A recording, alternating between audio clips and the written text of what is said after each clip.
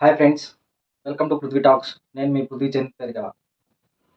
Delimitation అసలు ఈ present ఈ డీలిమిటేషన్ గురించి భారతదేశం అంతా చాలా పెద్ద చర్చ అనేది జరుగుతూ ఉంది. మనం ఇక్కడ ఈ డీలిమిటేషన్ అంటే ఏంటి, మన దక్షిణాది రాష్ట్రాలు ఈ డీలిమిటేషన్ మీద ఎందుకు వ్యతిరేకంగా ఉన్నాయి, అలాగే మన ఆంధ్రప్రదేశ్ యొక్క స్టాండ్ ఈ డీలిమిటేషన్ మీద ఎలా ఉంది అనేది ఒకసారి చూద్దాం. అసెంబ్లీ లేదా పార్లమెంటు యొక్క నియోజకవర్గాల సరిహద్దులను పునర్నిర్మించే ప్రక్రియ ఈ డీలిమిటేషన్. అయితే సెంట్రల్ గవర్నమెంట్ ఈ డీలిమిటేషన్ ప్రక్రియను జనాభా లెక్కలను ఆధారం చేసుకుని ఈ డీలిమిటేషన్ అనే దాన్ని చేయాలని ఒక ప్రతిపాదనను తెచ్చింది.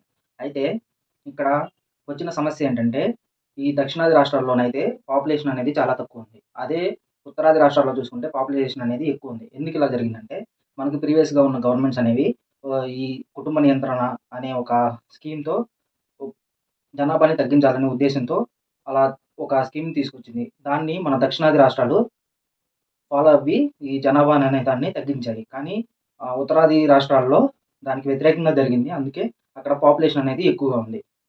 అయితే ఈ దక్షిణాది రాష్ట్రాలనేవి ఈ డీలిమిటేషన్ మీద ఎందుకు వ్యతిరేకంగా ఉన్నాయంటే, నార్త్ ఇండియాలో ఎక్కువ పాపులేషన్ ఉన్నారు. అంటే వాళ్ళకి ఎక్కువ సీట్లు ఈ జనాభాని బేస్ చేసుకొని గనక ఈ డీలిమిటేషన్ చేస్తే వాళ్ళకి ఎక్కువ సీట్లు వచ్చే అవకాశం ఉంది. అలా ఎక్కువ సీట్లు వస్తే వాళ్ళ మెజారిటీ ఎక్కువ ఉంటది. కాబట్టి వాళ్ళు ఏం చేసినా గానీ వాళ్ళకే ఎక్కువ ఏదైనా అప్రూవల్ రావడానికి, లేపోతే ఏదన్నా బిల్ పాస్ చేయడానికి వాళ్ళకే ఎక్కువ అవకాశం ఉంటది.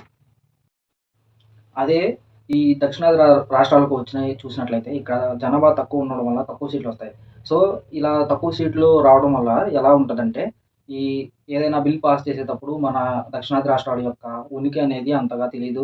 అదే మన ఏదన్నా ఈ దక్షిణాది రాష్ట్రాలకు కావాల్సిన అవసరాలను, అలాగే ఏదన్నా వాళ్ళ సెంట్రల్ గవర్నమెంట్ నుంచి మనం ఏదన్నా అడగడానికి కూడా అంత బలం అనేది మన దక్షిణాది రాష్ట్రాలకు ఉండదు. కాబట్టి ఈ దక్షిణాది రాష్ట్రాలన్నీ ఈ డీలిమిటేషన్ అనే పద్ధతికి వ్యతిరేకంగా ఉన్నారు. అయితే రీసెంట్‌గా స్టాలిన్ గారు, తమిళనాడు సీఎం అయినటువంటి స్టాలిన్ గారు ఏం చేశారంటే, ఒక ఆల్ పార్టీస్ మీటింగ్ అనే దాన్ని కండక్ట్ చేశారు. అయితే ఈ ఆల్ పార్టీస్ మీటింగ్‌కి తెలంగాణ సీఎం అయిన రేవంత్ రెడ్డి గారు, అలాగే ప్రతిపక్ష లీడర్ అయిన కేటీఆర్ గారు, అలాగే కేరళ సీఎం గారు, అలాగే పంజాబ్ సీఎం గారు, అలాగే ఈ కర్ణాటక నుండి ఉప ముఖ్యమంత్రి అయిన డీకే శివకుమార్ గారు, అలాగే ఆహ్, ఇంకా వేరే నాయకులు అటెండ్ అయ్యారు.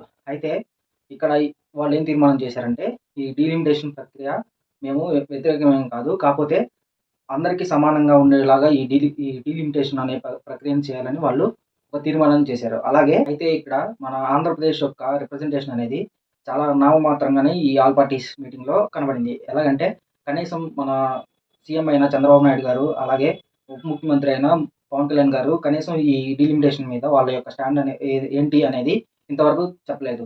అలాగే ఈ ప్రతిపక్షంలో ఉన్నటువంటి ఈ జగన్ గారు కూడా ఆల్ పార్టీస్ మీటింగ్‌కి అటెండ్ అవ్వలేదు. కానీ ఈ మోడీ గారికి ఒక లెటర్ అనే దాన్ని రాసి వాళ్ళ యొక్క వ్యతిరేకతను తెలియజేశారు. అయితే కానీ ఈ ఆల్ పార్టీస్‌కి జగన్ గారు అటెండ్ అయ్యి ఉంటే బాగుండేది అని వాళ్ళ కొంతమంది విశ్లేషకులు అంటా ఉన్నారు.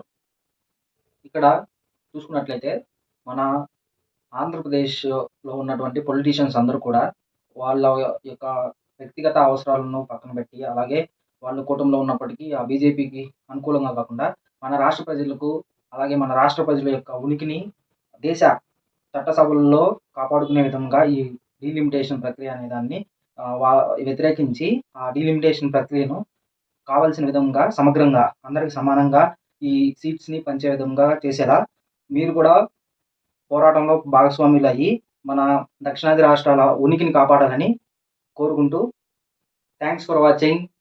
Will meet in next video. Signing off Prithvi Chand పెరకల.